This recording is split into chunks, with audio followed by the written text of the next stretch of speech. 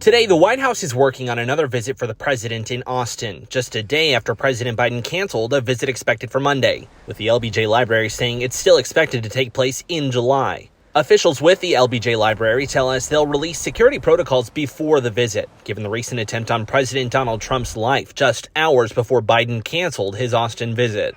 In a statement, the Austin Police Department tells us in part, we work closely with our local, state, and federal agencies, which includes the Secret Service, to assess any potential local impacts and provide assistance where needed. You have to make sure that you're overprepared and underwhelmed and not underprepared and overwhelmed. Art Acevedo is the former Austin police chief, and he presided over APD's handling of President Barack Obama's visit to the same LBJ Library 10 years ago. Should they increase security, or should they handle it differently, knowing the events that happened over the weekend? Well, I would say, and I would tell my colleagues, not just here in Austin, but across the country, that this is a time when you have to imagine the unimaginable and don't prepare for what we've experienced over the years, but try to imagine what we haven't experienced and prepare for that eventuality. Ahead of the president's visit, the Austin for Palestine coalition had already planned a protest against President Biden. Today, that group tells me they'll be back there again when the president ultimately does come to Austin. The opportunity to protest Biden, the president of the country who is greenlighting this massacre, who is sending our tax dollars and forcing us to be complicit in this massacre,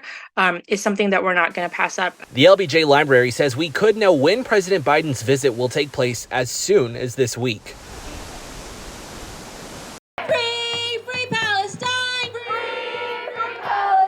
Even though he wasn't in Austin to hear their message. We want an immediate ceasefire, an immediate end to the genocide in Gaza. The Austin for Palestine coalition wanted to put President Joe Biden on notice. The high death toll of civilians is only possible because of the arms and weapons shipments and financial aid that is being given from the United States. The president was supposed to be at the LBJ Presidential Library Monday to commemorate the 60th anniversary of the Civil Rights Act. That visit was postponed following the attempted assassination of former President Trump. But after another violent weekend in Gaza, organizer Lena Nasser says they couldn't afford to be silent. We are responding to another massacre, another one of Israel's massacre in Gaza against refugees, people who are sheltering in tents. Israeli strikes in southern Gaza last Saturday left 90 people dead, including in the Israeli-designated Mawasi safe zone. I can't hear y'all! Nasser is part of the Palestinian Youth Movement, one of the many groups which makes up the coalition. Our city council here in Austin has refused to pass a ceasefire resolution.